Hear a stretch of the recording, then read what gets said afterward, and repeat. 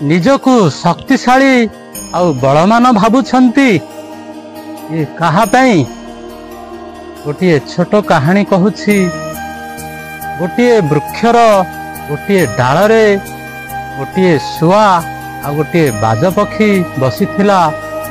ଶୁଆକୁ ଦେଖି ବାଜପକ୍ଷୀ କଡ଼ା ନଜର ସହିତ ତାକୁ କହିଲା, ଆରେ ଏ ଶୁଆ, ମୋର ପେଟ ଆଜି ଭରି ହୋଇ ରହିଛି, ନହେଲେ ତୋତେ କ୍ଷଣିକ ମଧ୍ୟରେ ଖଣ୍ଡ ଖଣ୍ଡ କରିଦେଇଥାନ୍ତି। ତୁ ଏମିତି ଦୁଃସାହସିକ ଭାବେ ମୋ ଆଗରେ କେବେ ଠିଆ ହୋଇନଥାନ୍ତୁ। ଶୁଆ କହିଲା, ତୁମେ ଠିକ କହୁଛ।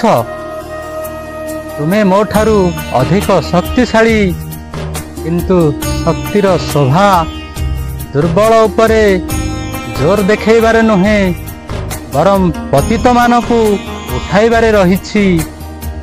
ଭକ୍ଷଣ ତ ଯେ କେହି କରିପାରନ୍ତି, କିନ୍ତୁ ରକ୍ଷଣ କରିବା ହେଉଛି ବଳବାନର ଦାୟିତ୍ୱ।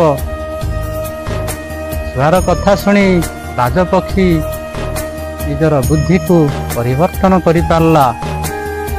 ତେଣୁ ଆମେ ଯଦି ଆମ ପାଖରେ ଯଦି ଆମର ବଳ ଶକ୍ତି ଯଦି ଭାବିବା, ଏହା ଉଚିତ ନୁହଁ, ଗର୍ବ କରିବା ଉଚିତ ନୁହଁ।